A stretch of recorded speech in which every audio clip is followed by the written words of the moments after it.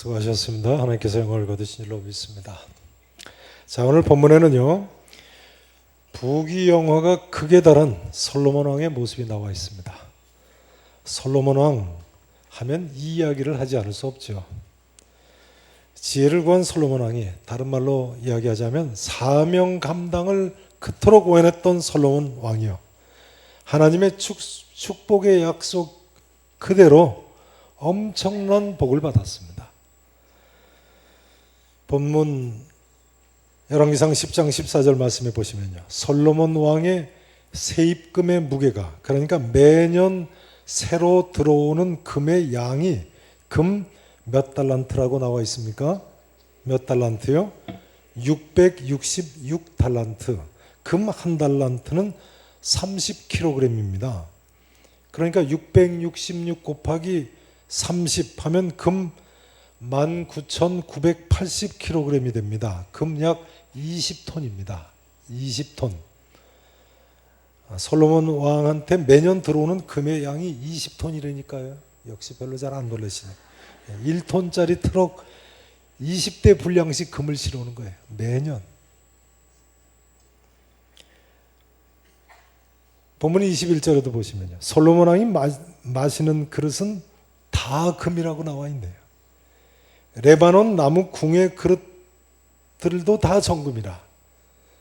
뭐 은 기물은 없으니 솔로몬의 시대에 은을 귀히 여기지 아니했다고까지 나와 있습니다. 대단하죠. 혹시 오늘 아침에 금그릇에 식사하고 오신 분 계십니까? 네. 전 세계에 그런 사람은 하나도 없을 겁니다. 오늘날은 뭐 왕도 금그릇에 식사하면 쫓겨나겠죠. 솔로몬 시대에는요, 금이 얼마나 많은지 방패까지도 금으로 만들었다는 거예요. 뭐까지도요? 방패. 방패를 금으로 만들면 어떻게 전쟁을 하겠습니까? 물론 장식용이겠죠.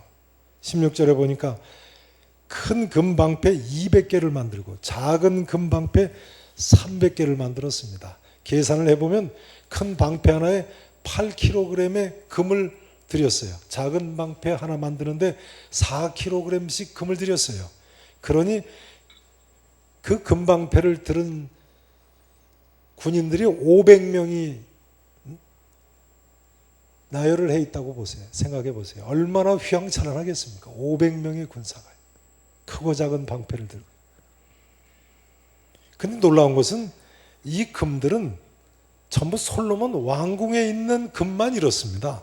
지금 예루살렘 성전, 솔로몬 성전의 금은 제외하고 이야기하는 것입니다. 예루살렘 솔로몬 성전은 두말할 필요도 없이 사실상 금덩어리입니다.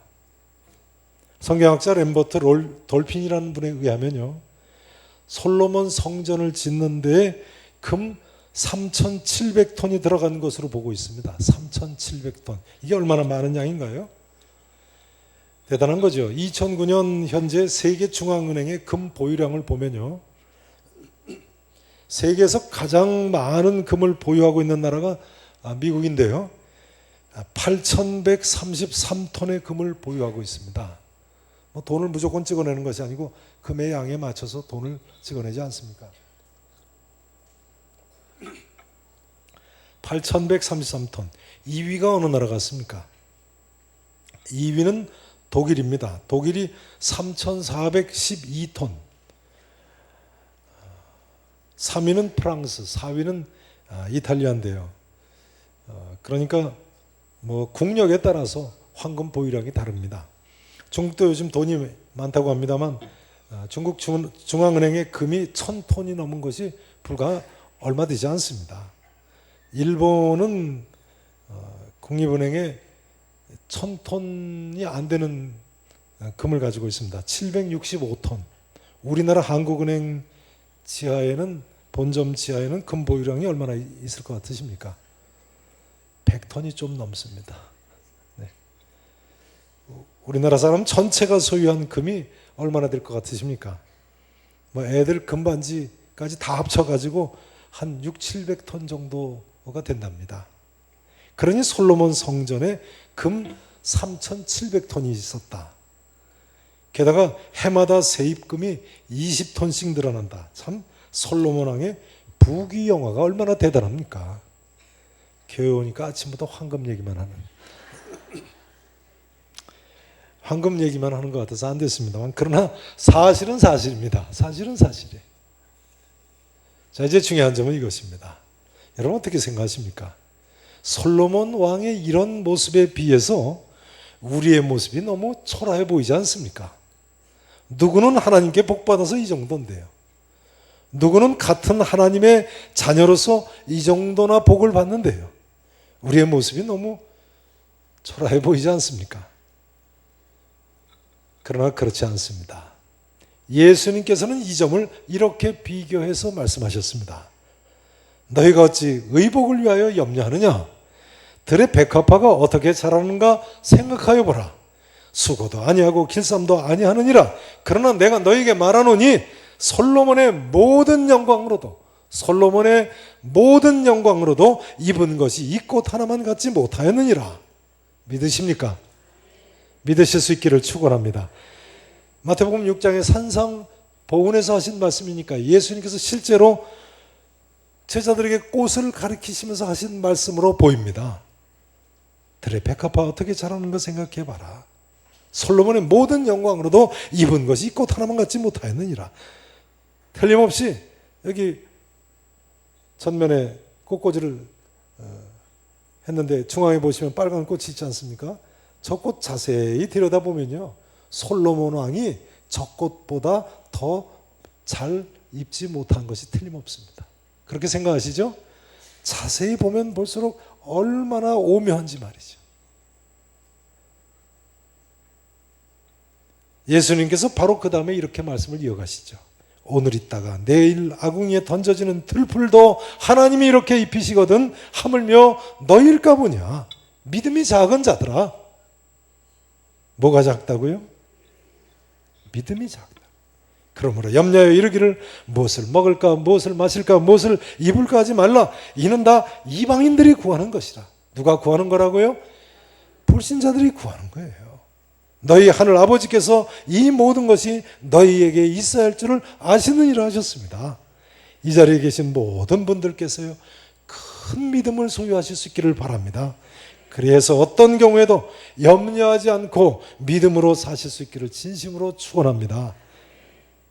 그 다음에 예수님께서는 마태복음 6장 31절 이하에 보시면 이렇게 말씀하셨어요.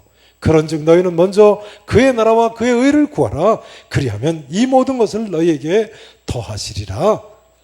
한번 따라서 하실까요? 너희는 먼저 그의 나라와 그의 의를 구하라. 그리하면 이 모든 것을 너희에게 더하시리라. 믿으십니까? 모든 사람은요, 하나님께서, 살아계신 하나님께서 나와 함께 계시고 나를 도와주실 줄로 믿어야 됩니다. 그리고 먼저 하나님의 나라와 하나님의 의를 구하면서 살아야 되는 것입니다. 아멘 하실 수 있기를 진심으로 축원합니다. 이제 본문 열왕기상 9장 26절 첫 구절부터 좀 보십니다. 자, 9장 26절 이하에 보시면요, 솔로몬 왕이 에돔 땅 홍해 물가에, 홍해 바닷가죠, 어디 근처요? 엘롯 근처에 에시온 게벨이라는 곳에서 배들을 지었어요. 그 다음 보세요. 히람이, 여기 히람은 두로 왕이죠. 두로 왕 히람이 자기 종, 곧 바다에 익숙한 사공들을 솔로몬의 종과 함께 그 배로 보냈어요. 두로 나라는 오늘날 레바논 나라죠. 이 두로는 지중해 해상권을 장악했던 아주 그 항해에 익숙한 사람들이 많습니다. 그런 바다에 익숙한 사공들을 솔로몬의 종과 함께 그 배에 승선을 하게 했다는 거예요. 두로 왕이요. 그래가지고 그들이 어디에 이르러서 금을 날라왔어요? 오빌이라는 곳에 이르러서 거기 금 420달란트를 얻고 솔로몬 왕에게로 가져왔더라. 금 420달란트는 13톤 정도 되는 양입니다. 오빌의 금 13톤이다. 이건 대단한 것입니다. 오빌의 금은요, 지난주에 말씀드린 대로 구약시대 3대 금산지 중에 하나죠. 오빌의 금, 스바의 금, 하윌라의 금이었죠. 그런데요, 시편 45편 9절에 보시면 이런 말씀이 있습니다. 잘 들어보세요. 왕후는 누구는요? 왕비는 말이죠. 오빌의 금으로 꾸미고 왕의 오른쪽에 서도다. 이런 말씀이 있어요. 그러니까 사실상 오빌의 금은 최고의 정금인 거예요. 왕비가 왕 앞에 설 때 치장하는 금이니까요. 더할 수 없는 정금입니다. 그럼 오빌이 어디입니까?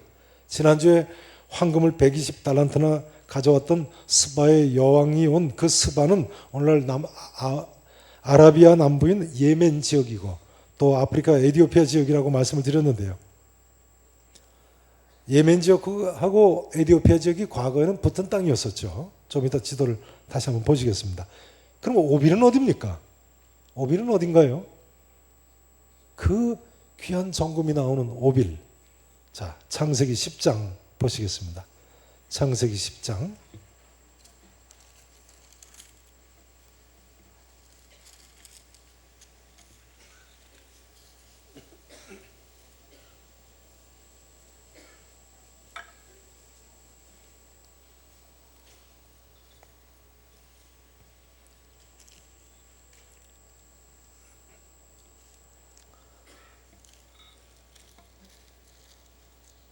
창세기 10장 28절 29절을 보시죠. 구약성경 12페이지입니다. 10장 28절에 보시면요. 오발과 아비마엘과 그 다음 사람 이름이 누굽니까? 스바의 여왕의 조상인 거죠. 그러니까 스바와 그 다음 단어가 뭡니까? 오빌의 금이 나는 오빌. 그 다음 단어가 뭡니까? 하윌라와 요밥을 낳았으니 이들은 다 누구의 아들들이라고요? 누구의 아들들이에요? 욕단의 아들들. 저를 보세요. 그러니까요. 구약시대 3대 금산지 스바와 오빌과 하윌라가 전부 욕단의 아들들이 살던 지역이군요. 그러니까 이 스바와 오빌과 하윌라는 전부 서로 인접한 지역이었던 거예요. 한 아버지의 아들들이 흩어져서 자손이 번성해서 사는 지역이니까요. 그래서 학자들은요, 이 오빌도 오늘날 아라비아 남단의 예멘 지역 어디 정도로 보고 있습니다. 자, 전면 스크린 사진 한번 좀 보시죠. 전면에 스크린을 보시면요. 자, 여기 파란 원으로 그려져 있는 부분이 홍해바다죠. 9장 26절에서 에돔 땅 홍해 물가에 엘롯 근처에서 솔로몬 왕이 배를 지었다고 나와 있는데요. 그 다음 사진 보세요. 이 홍해바다 중에 그 다음요. 네, 이 파란 부분이 홍해바다 중에서도 엘롯, 오늘날 이스라엘 최남단의 도시인 에일랏이 있는 아카바만입니다. 홍해바다의 아카바만이에요. 그 다음 지도를 보세요. 자, 시내산 오른쪽으로요. 아카바만이 보이는데요. 이 아카바만 맨 위쪽, 북쪽에 그 다음 붉은 원을 보여주세요. 이 붉은 원이 바로 엘랏, 오늘날 에일랏시가 있는 지점입니다. 또 바로 그 지역이 솔로몬 왕이 오빌의 금을 실러가는 배를 띄운 에시온 게벨입니다. 또 바로 그 옆에 오늘날 요르단의 아카바시가 있죠. 그래서 아카바만이라고 불리웁니다. 자, 그 다음 사진을 보여주세요. 아카바만 북쪽에 오늘날 이스라엘의 에일랏시의 모습입니다. 홍해바다가 참 아름답죠. 네, 빛이 아닙니까? 자, 그 다음 사진을 보세요. 에일랏시 옆에 있는 오늘날 요르단의 아카바시입니다. 아카바만이라는 이름이 나왔죠. 요르단 국기가 펄럭이고 있습니다. 그 다음 사진 보세요. 요르단 아카바시에서 건너다 본 이스라엘의 에일랏시의 모습입니다. 엘랏이죠. 이렇게 두 시가 붙어 있어요. 이 바다가 홍해바다의 일부인 아카바만입니다. 자, 여기에서 이제 솔로몬 왕이 배들을 만든 거죠. 그래서 오빌로 금을 실러 보냈어요. 그 다음요. 광야의 모습인데요. 요르단 아카바시하고 이스라엘 에일랏 사이에 있는 에시온 게벨의 추정지입니다. 두 나라의 이스라엘과 요르단의 국경 지역이기 때문에 이렇게 아무도 살지 않습니다. 고고학적으로 이 지역이 그 에시온 게벨 배를 만든 솔로몬 왕이 배를 만든 지역으로 추정이 되는 지역입니다. 자, 그다음 보세요. 자, 마지막 지도인데요. 자세히 보시면 지난번에 보셨던 지도죠. 고대 악숨 왕국의 판도가 점선으로 나타나 있는데요. 악숨 왕국이 스바의 여왕의 나라라고 말씀드리지 않았습니까? 수도 악숨이 빨간 원으로 표시가 되어 있습니다. 이렇게 해서 과거 홍해바다 남쪽 사우디아라비아 남쪽에 있는 예멘 지역하고 동북 아프리카의 오늘날 에티오피아 지역에 걸쳐 있던 땅이 바로 스바 왕국이기도 하고 또 오빌 땅이기도 하고 동시에 하윌라 땅이기도 한 것입니다. 전부 그 근처예요. 이 땅들이 다 금산지고 솔로몬이 금무역한 지역으로 알려지고 있습니다. 자, 그런데요. 오늘날은 이 지역에 금이 나질 않는다고 그래요. 그러니까 가보실 필요 없으세요. 그 금, 그 많은 좋은 금 다 어디 갔을까요? 다 캐간 거죠. 다 캐간 거예요. 사람 손에 남는 게 없습니다. 되셨습니다. 이제 절 보시죠. 이제 중요한 점은 이것입니다. 이처럼 귀한 오빌의 금인데요. 성경이 오빌의 금에서 금에 대해서 중요한 가르침을 우리에게 가르쳐 줍니다. 자, 욥기 22장 말씀을 보시겠습니다. 욥기 22장 말씀.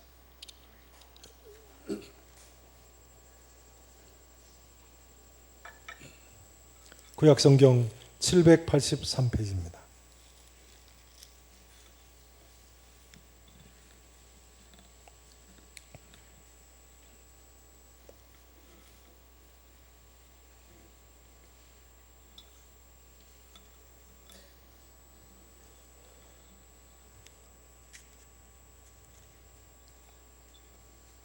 (22장) 24절 말씀, 구약성경 783페이지입니다.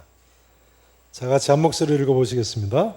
내 보화를 티끌로 여기고 오빌의 금을 계곡의 돌로 여기라. 아멘. 성경은요, 내 보화를 뭐로 여기라고요? 티끌로 여기라고 하면서요, 오빌의 금을 무엇으로 여기라고요? 계곡의 돌로 여기라고 가르치고 있군요. 최영 장군이 어떻게 황금보기를 돌같이 하라고 했는지 모르겠어요. 성경에 대해서 알지도 못했을 텐데. 오빌의 금을 뭘로 여기라고요? 돌같이 여기라고요. 하나님께서는 이처럼 그 귀한 오빌의 금을 계곡의 돌로 여기라고 명령하셨어요. 왜 그랬겠습니까? 황금이 우상이 되면 안 되니까 그러셨겠죠. 솔로몬도 사실은 신명기 17장에서 왕들은 자기를 위하여 은금을 많이 쌓지 말라고 했습니다만, 그럼에도 불구하고 황금을 너무 많이 쌓고 말았어요. 물론 무역을 잘해서 잘 살게 됐으니까 어떻게 보면 어쩔 수 없는 측면이 있습니다만, 그래도 금그릇 가지고 먹고 마셨어야 되겠습니까? 그야말로 자기를 위하여 쌓은 것 아니겠습니까? 우리가 하나님 말씀대로 믿음으로 살아야죠. 지난주 교역자 수련회에서 제가 목사님들한테 이런 이야기를 했습니다. 현대인은 믿음으로 사는 법을 너무 모르는 것 같다고요. 현대인은요, 믿음으로 사는 법을 너무 모르는 것 같아요. 사람들이 모든 경우에 다 미리 계산을 하고 계산이 선 후에 운신을 합니다. 물론 아무 계산도 없이 무대포에서는 곤란하겠습니다만, 그러나 모든 경우에 그러시면 안 되죠. 그건 믿음으로 사는 것이 아닙니다. 먼저 믿음으로 버리고 헌신하며 살아야 할 때도 있는 법입니다. 예수님께서 뭐라고 말씀하셨습니까? 나와 복음을 위하여 집이나 형제나 자매나 어머니나 아버지나 자식이나 전토를 벌인 자는 현세에 있어서 집과 형제와 자매와 어머니와 자식과 전토를 100배나 받는다고 말씀하셨는데, 그러니 예수님 말씀대로 주실 줄로 믿고 먼저 하나님의 나라와 하나님의 의를 구하며 믿음으로 살아야 되는 사람들이 바로 우리들인 것입니다. 제가 신학교를 가려고 하니까요. 아들이 대학교 교수가 되기를 원하셨던 저희 아버지께서 극렬 반대를 하시더라고요. 어느 날 제가 아버지하고 둘이서 안방에서 겸상을 받아서 식사 중이었는데요. 저희 선친이 화난 소리로 저한테 물어보셨습니다. 너 정말 신학교 갈 거야? 그때 저는 제가 신학교에 가는 것이 하나님 뜻이라고 확신하고 있었기 때문에요. 저희 아버지한테 뭐 가야겠다고 말씀을 드려야 되지 않겠습니까? 안 간다고 하면 거짓말이 되니까요. 제가 이렇게 대답을 했어요. 가야죠. 베드로도 배와 금을 다 버리고 갔는데요. 성경에 보면 베드로가 갈릴리 바닷가에서 배와 금을 다 버리고 예수님 쫓지 않습니까? 근데 성경에 보면요.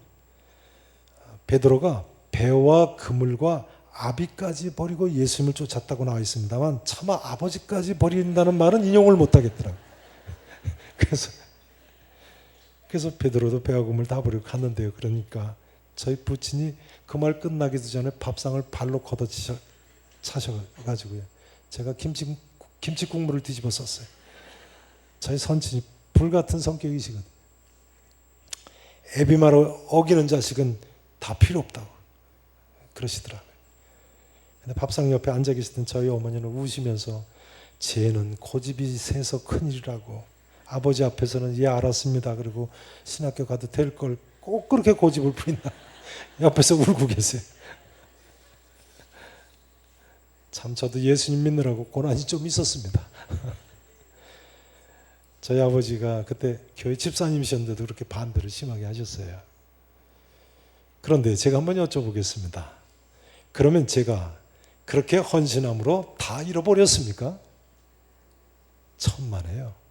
그 후에 지금 와서 생각해 보면요. 잃어버린 것이 죄송하게도 하나도 없는 것 같이 느껴집니다. 오히려 100배로 받은 것이 틀림없는 것 같은 생각이 들어요. 저희 부친은 그 후에 믿음이 좋아지셔서 장로님이 되셨거든요. 제가 목사가 안 됐으면 어떻게 지금 저희 아내를 만났겠습니까?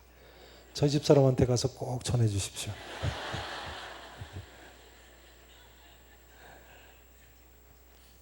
여러분 예수님 믿다 무슨 어려움이 있다고 해도요. 믿음 흔들리지 마시고 사시기 바랍니다. 우리는 저 천국에 들어갈 때까지 이렇게 믿음으로 살아야 되는 사람들입니다. 믿음으로만 살면 될 줄로 믿습니다. 아무 염려하지 마시고 먼저 그의 나라와 그의 의를 구하면 이 모든 것을 더하시겠다고 우리 주님께서 약속을 하셨으니까요. 도와주실 줄로 흔들리지 않는 믿음으로 반석 같은 믿음으로 사실 수 있기를 진심으로 축원합니다. 이제 우리가 여기서 한 가지 더 생각해 볼 점이 있습니다. 유명한 달란트의 비유입니다. 1달란트, 2달란트, 5달란트의 비유. 내용 다 아실 겁니다. 마태복음 25장에 보면 어떤 사람이 타국으로 가면서요. 종들한테 1달란트, 2달란트, 5달란트를 맡기고 떠나죠. 주인이 오랜 후에 되돌아와서 결산을 했는데요. 당시에 달란트는 화폐의 단위죠. 그런데 이 달란트는 금달란트가 있고 은달란트가 있었습니다. 그러면요, 예수님께서 마태복음 25장에서 무슨 달란트로 비유를 말씀하셨습니까? 금달란트입니까? 은달란트입니까? 마태복음 25장 15절에 보면 분명히 금달란트입니다. 금 1달란트는 약 30kg의 금이라고 말씀드리지 않았습니까? 금 한 돈이 몇 그램이에요? 금 한 돈이 몇 그램입니까? 3.75g이죠. 금 1달란트면요. 금이 1만 돈 가까이 됩니다. 만 돈. 하나님께서 그러니까 모든 사람에게 적어도 한 돈짜리 그런 금반지 1만 개씩 주신 폭이에요. 역시 안 놀라시는군요. 5달란트 받은 사람이요. 한 돈짜리 금반지 5만 개를 주신 폭입니다. 5달란트 받은 사람 솔로몬의 그 큰 금방패를 20개 정도를 만들 수 있는 엄청난 양입니다. 1달란트 받은 사람도 솔로몬의 큰 금방패를 4개 정도나 만들 수 있는 양이에요. 우리 집에 그 큰 금방패를 황금방패를 4개 갖다 놨다. 생각해 보세요.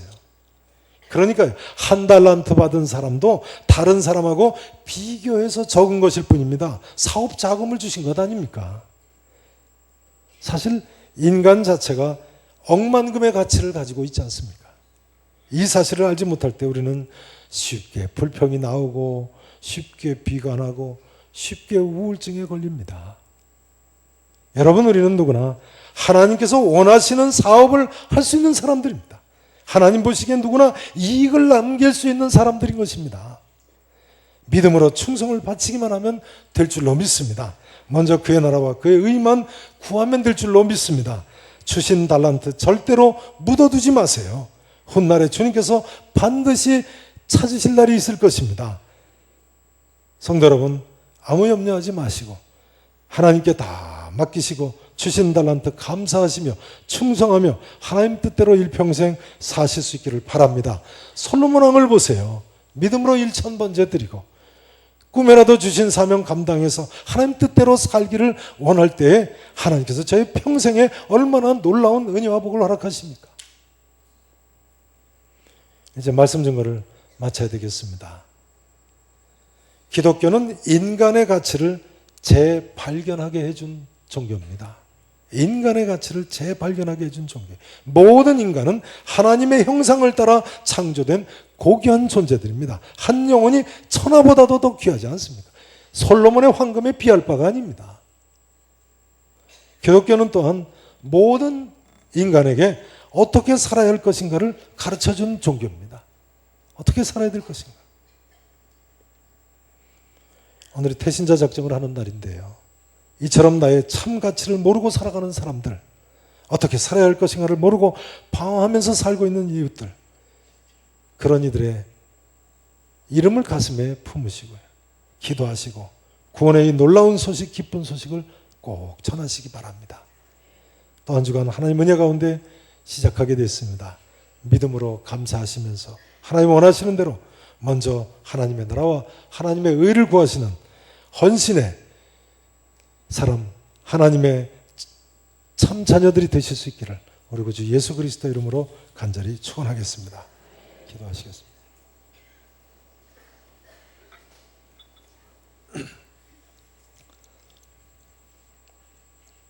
전능하시고 분명히 살아계신 우리 아버지 하나님,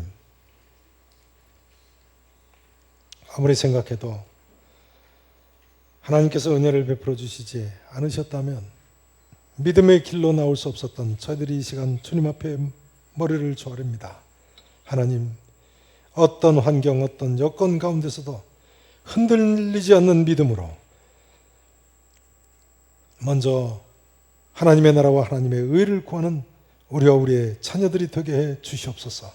주의 약속의 말씀을 의지하며 거하지 않고 주님 말씀 앞세우고 순종하며 살아갈 수 있는 우리 모두가 되게 해 주시옵소서. 이 길만이 가장 가치 있는 삶, 가장 승리의 삶, 가장 놀라운 삶을, 가장 축복된 삶을 사는 길인 줄로 믿습니다. 살아계신 예수 그리스도 이름으로 간절히 기도합나이다. 아멘.